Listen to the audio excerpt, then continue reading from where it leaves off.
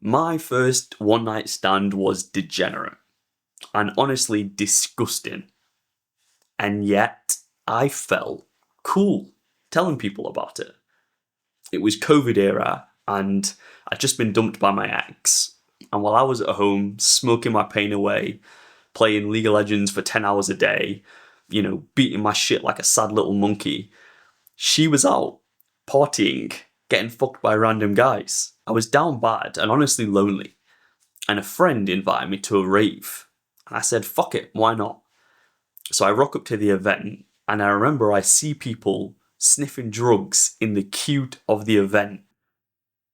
A little bit degenerate, but let's keep going. I get into the club and I'm at the bar, and I hear this noise. I turn around, and legit in slow motion, I see a girl projectile vomiting at the ground. This girl was casting a fucking AoE spell. The splash is hitting. I remember the splash went on my fucking shoes. She had like mascara running down her face, all fucked up, apologising to me, and I was pissed off. But there's nothing I could do, so I just say, don't worry, and like carry on. A little while later, I'm drunk as hell at this point, and I spot a blonde girl. I lock eyes with her, and usually I'd be way too nervous to do anything, even in a club. But with remembering the thought of the love of my life getting pounded by randos, I just bite the bullet. I go over, we hit it off, and I lean in and kiss her. And about 30 minutes after, kissing with her and like dancing, she drags me to this porta potty. And the stench, the raw stench of just stale piss and human shit fucking hits my face like iliotopuria. And she pulls out a baggie of coke.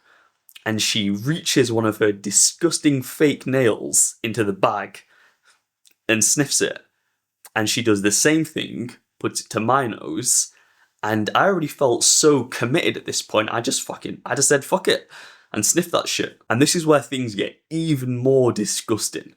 We leave the club around 4:30 and head back to hers. We get an Uber back to her house. I walk into her room and there's clothes everywhere. Makeup products scattered all over the floor. And in the corner of the room near the bed, there's this metallic bin. And I fucking swear to God, when you make cocktails and you have like a wedge of lime or lemon on the edge of the glass, there is a used condom hanging over the edge of the bin. I can literally still see the cum. As if she's literally been fucked the night before, and they've been so lazy they couldn't be fucked to put it in the bin. They just tossed that shit and it just bam, landed there. And she didn't even clean it. I don't know, maybe she didn't expect visitors or something. And I was so down bad, I went along with it.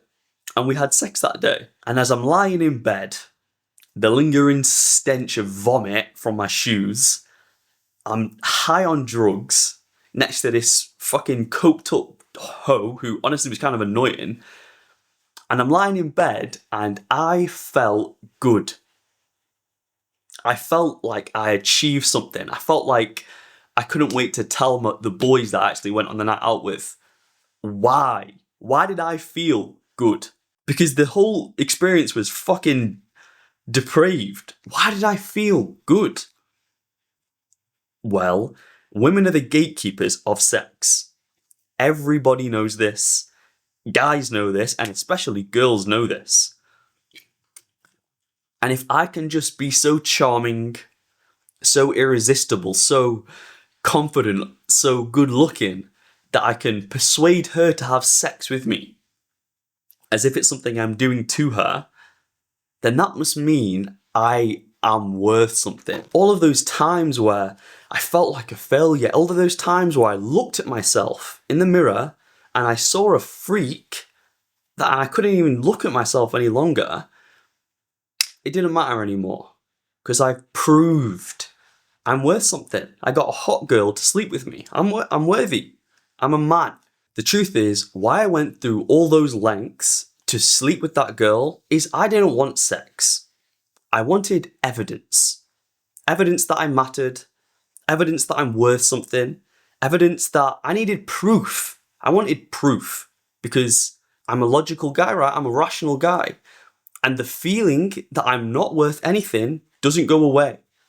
So I set myself tasks and goals, and if I fail to reach them, then I feel depressed. And if I reach them, then the voice goes for a second. And then it comes back, and I'm even more fucked because what do I then have to do again next time? So I spend my whole fucking life trying to acquire evidence, acquire proof that I'm worth something. Because deep down, I don't feel like I am. You don't feel like you are. You know you let your family down. You let down your mother, your father, you disappointed them. Your family, your friends, your ex. You fucked it up, and that was a good relationship that could have been the one, and you messed it up. This is what I tell myself. And rather than address this, I can just ignore it.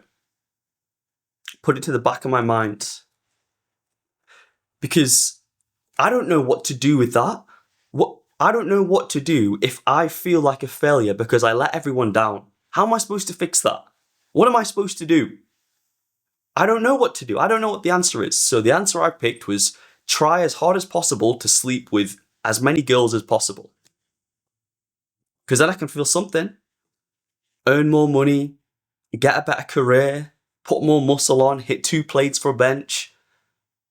Setting myself a list of endless fucking goals. It's just not a smart strategy. This is what it's like. Imagine a castle. There's 4 walls, they're huge granite stone, and there's archers and knights and guards and a moat. And the castle looks amazing. And you think to yourself, what a strong castle, how protective, how successful that king must be. How successful that king must be. What a champion he must be. But behind those 4 walls, the king, the little boy inside of you, is crying and bleeding out from feeling neglected, from being beaten as a kid, from being ignored, from being rejected, from feeling like he let people down when, as a kid, that burden should never have been placed on you.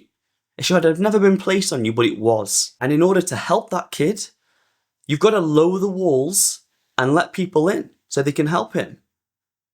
But you're scared of doing that because you don't want people to walk in and see, while on the outside things look good, on the inside things are a fucking mess. You're not okay. You're not okay. And you're so worried of disguising that fact that you put all of your effort into making things look like they're okay when the kid inside those walls is not happy. He's not liking life. Things are falling apart slowly, day by day.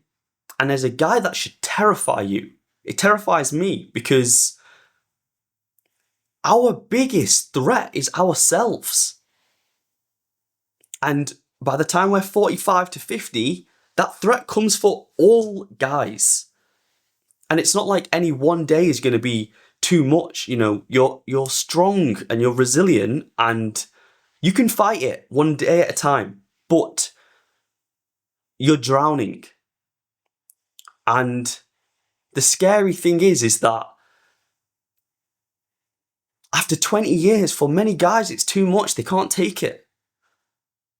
And the frightening part is that after using all of your strength, all of your resilience to stay above, just keeping your head above water for 20 more years, 25 more years, 10 more years maybe, the frightening part is that it actually feels relaxing to just let the waves consume you because you don't have to fight anymore.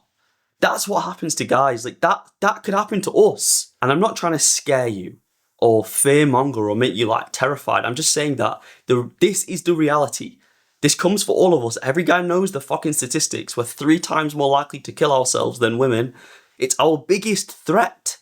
And I'm not saying that you should be terrified, but we have to address this. We have to address this, man. And we can distract ourselves getting by day with useless dopamine-fueled activities, pornography, video games, degenerate casual sex. And casual sex, it's a compliment. It's a compliment to the castle. The problem with that is that there's a boy inside the castle. And while things look like they're, going well, he's not happy. He doesn't like life. He doesn't like life. And he can get as many compliments as he wants on how things look, what he's built, his car, his job, his body, his career. But until he lets someone in to see him for who he is before that stuff, he will only ever believe they like him for what they see. And he's going to keep bleeding out thinking that nobody wants him. Because that's the truth. Because he never lets anyone, he doesn't give anyone a chance to. And I'm an example. I'm an example because I got ignored by so many people, I can't describe it, until I started building stuff. Achieving stuff.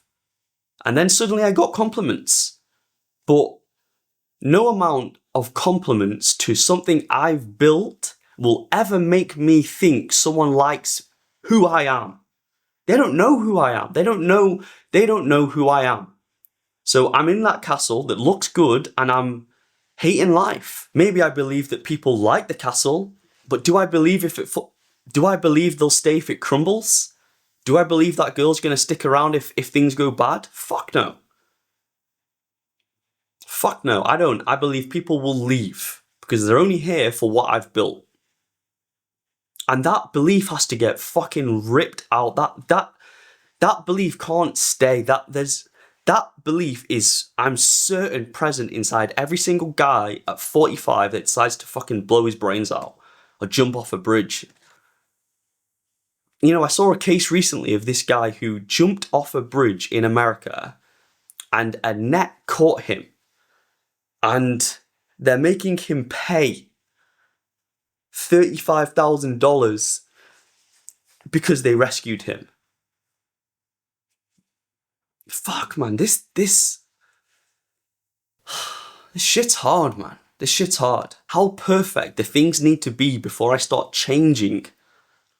How many successful guys have got it all, got all the girls, all the money, all the riches, and they all say this shit is worthless. All of them. I remember this quote from Mike Tyson. He's showing this presenter all his belts and shit he's won over the years, and the presenter says, look how beautiful it is, look at the gold, it shimmers, it's so much excellence. And Mike says, this shit is fucking garbage. I bled for garbage. I don't think the presenter really understood, but I understand, obviously not to that degree, but I get what he's saying. Mike Tyson had the perfect castle, but his little boy was crying inside, so none of it mattered. And that's the strategy I'm using. That's the strategy we're using. It's fucked, man. That little boy deserves help. He deserves help, man. And he deserved help when he was a young kid and he was beaten, neglected, ignored, abused. And you want to know when he got attention? When he excelled. When he achieved something. That was when he got noticed. When he came home with the first good grade from school. When he became the best on his sports team for something. Then he got seen.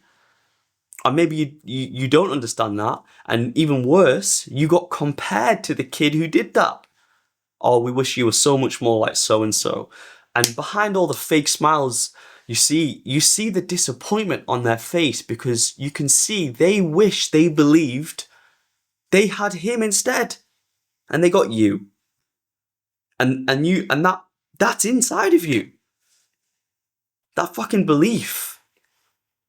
No wonder you find life so hard. You feel broken at your core. And you want to tell me how I know, you know, that the strategy we're using is fucking shit?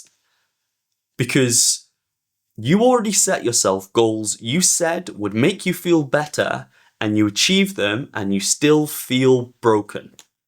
That's why you're on this video right now, where I am emotionally, following me along, because you're at the same wall I'm at.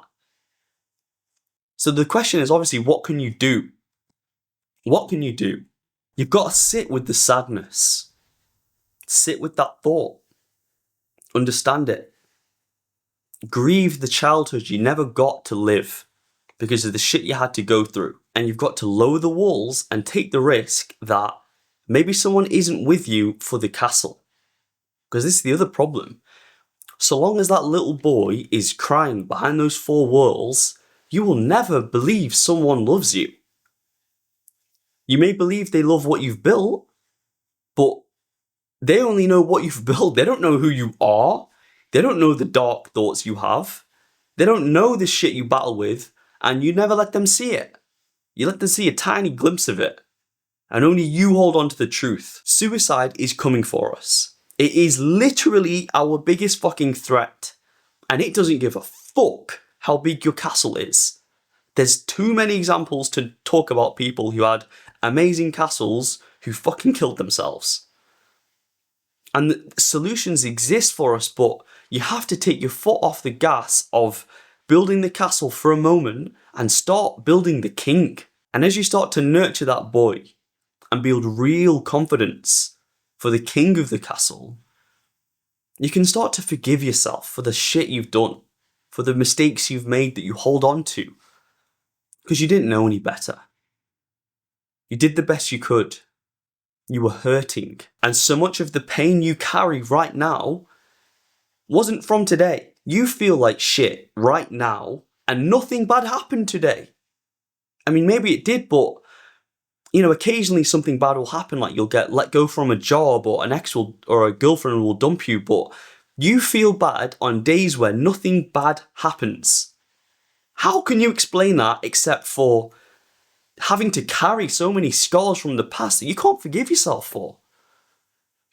You have to start healing that. If you ever want to like life moving forward. Yeah, it makes sense that obviously a bad day will come around every once in a while. That there's no one's above that. But to dislike a day where nothing bad even happens, that's not life, man. That isn't life, man. And you deserve better. But you have to start changing the strategy you're using in life. By all means, I'm not saying completely give up on building external achievements. Go have casual sex if that's what you want. See how fruitless it is.